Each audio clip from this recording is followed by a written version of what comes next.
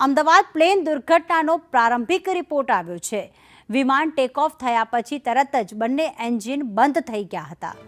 દુર્ઘટના બંને એન્જિન બંધ થવાના કારણે થઈ છે। એએઆઈબીએ 15 પાનાનો રિપોર્ટ સાર્વજનિક કર્યો છે, જેમાં કોકપિટમાં બંને પાયલટનું વાતચીતનું રેકોર્ડિંગ પણ મળી આવ્યું છે।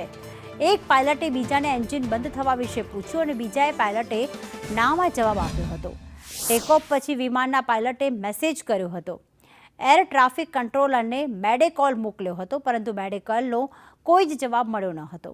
12મી જૂને અમદાવાદથી લંડન જઈ રહી હતી આ ફ્લાઇટ, જેમાં દુર્ઘટનામાં 270 લોકોના મોત થયા હતા, એકનો બચાવ થયો હતો।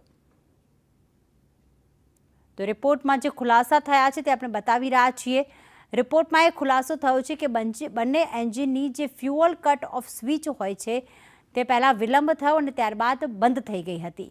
પહેલાં પ્રથમ એન્જિનને ઈંધણ મળતું બંધ થયું અને 1 જ સેકન્ડમાં બીજા એન્જિનની ફ્યુઅલ સ્વિચ પણ કટ ઓફ થઈ અને 5 સેકન્ડ બાદ વિમાનનો પાવર ગયો।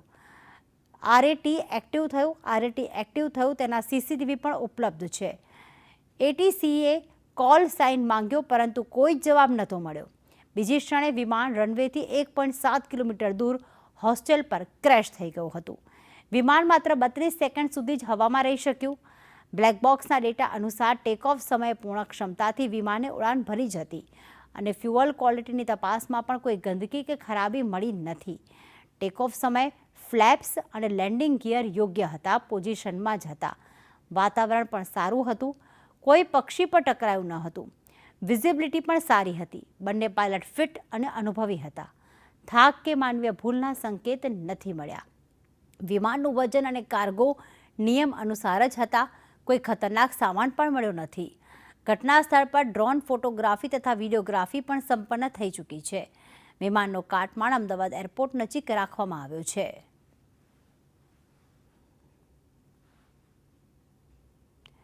તો પ્રારંભિક રિપોર્ટ તો આવી ચૂક્યો છે। कमांडर के अपने को पायलट से कह रहे हैं भाई तुमने बंद किया, वो तो उन्होंने देख लिया कि पायलट का वो फ्यूल का टैंक का जो स्विच थे दोनों दो होते हैं शायद, दोनों बंद थे।